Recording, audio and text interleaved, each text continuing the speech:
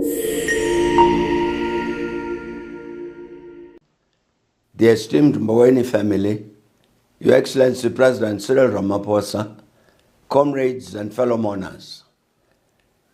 It is with a great sense of humility that I stand here today to say farewell to a distinguished son of our people, Tito Titus Mboweni, whom we shall forever honor as a revolutionary, a comrade, and a friend.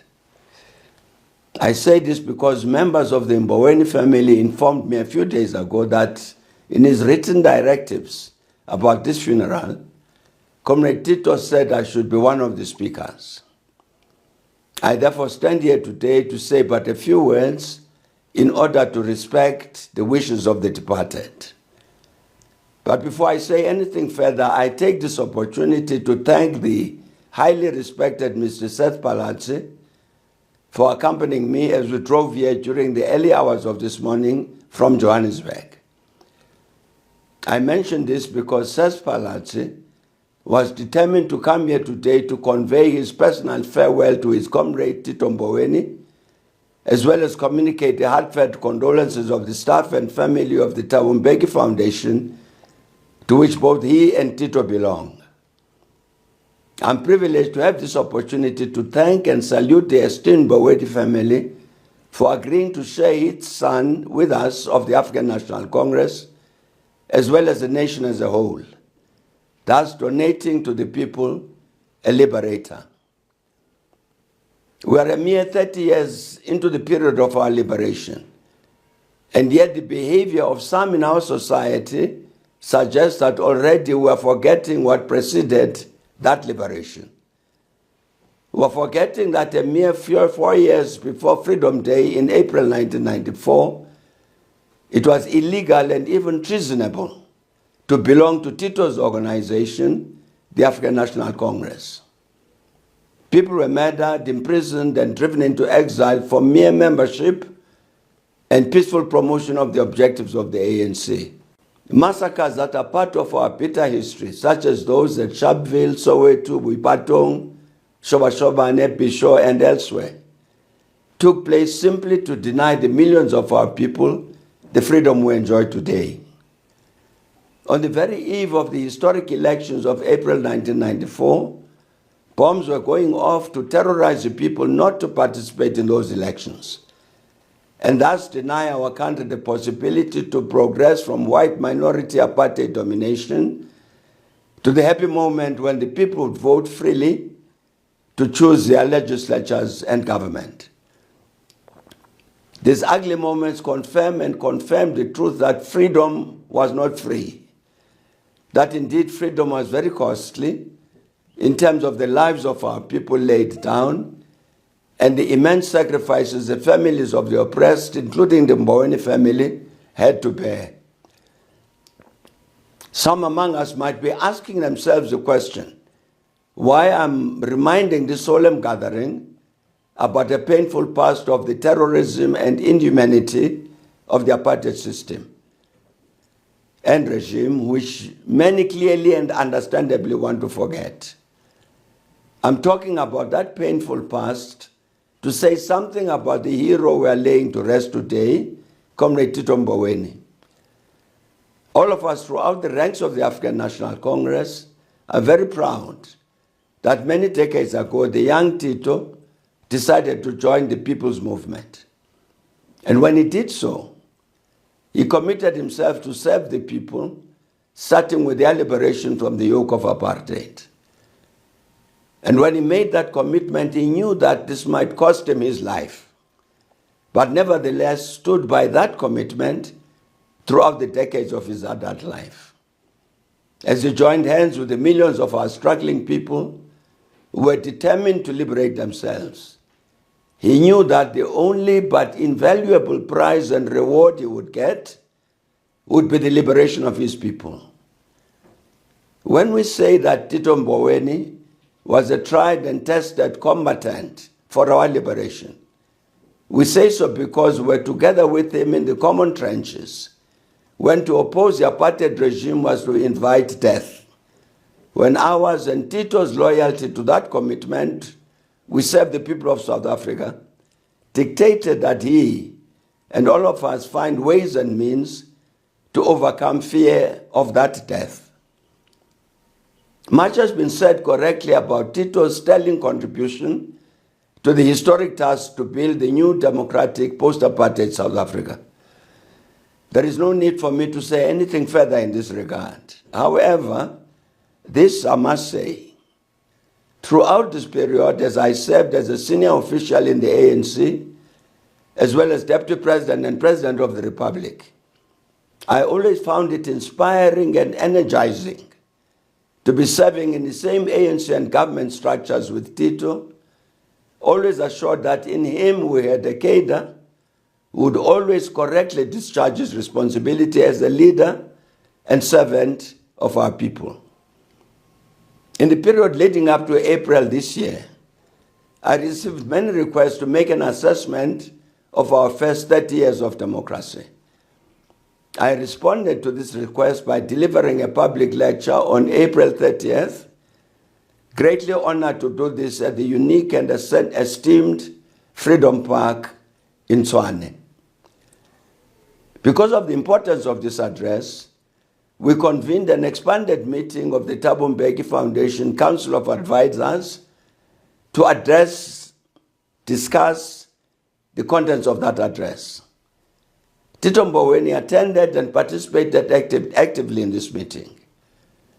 At that meeting, we agreed that it was important to acknowledge that our country was experiencing a serious crisis, with such negative phenomena as high levels of unemployment, serious poverty affecting large numbers of our people, and persisting wealth and income inequality.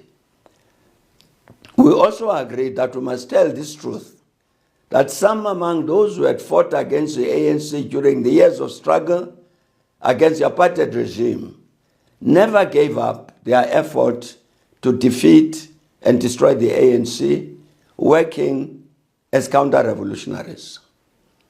These counter-revolutionaries had made a major contribution to the crisis I have just mentioned, determined to ensure that the ANC fails in its stated objective of providing a better life for all. Together with Comrade Tito, we agreed that so serious was the crisis situation I have mentioned that it was absolutely imperative that our nation as a whole should engage in a truly inclusive and first ever national dialogue to answer the questions: how do we pull our country out of its crisis, and what do we want South Africa to look like tomorrow? The call was very clear. Let the people speak to determine their destiny.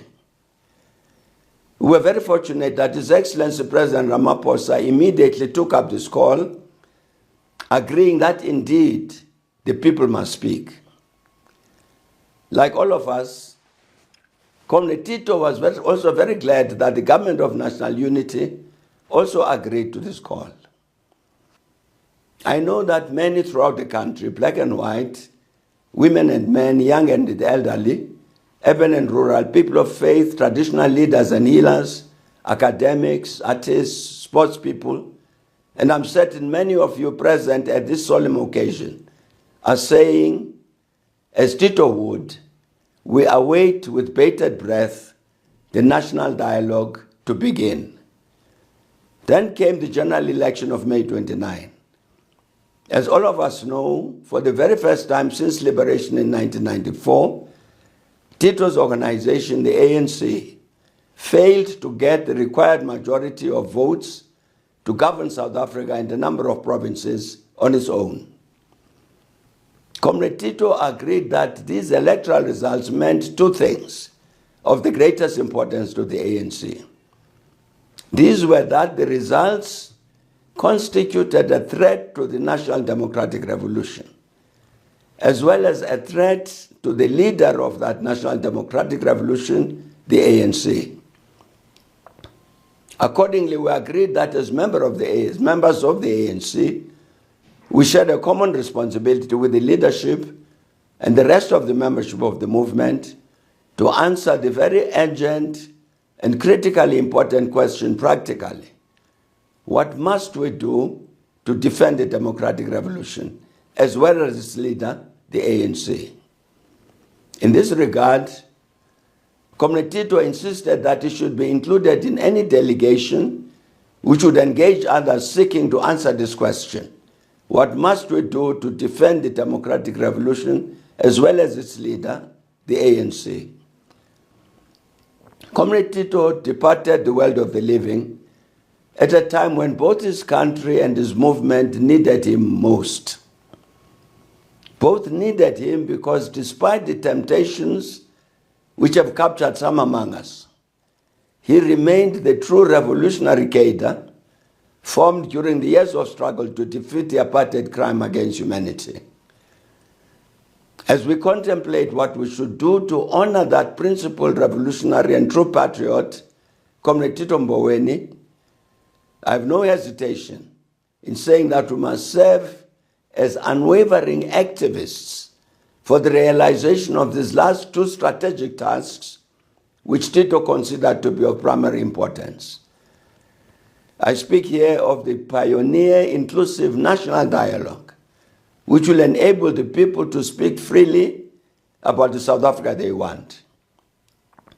I also speak of the historic and urgent task to defend the democratic revolution and its leader, the ANC. To honor Comrade Tito and his legacy, our voices must ring out very loud and clear to promote these two strategic tasks, reaching out to all of the relevant stakeholders, hoping that they will hear us.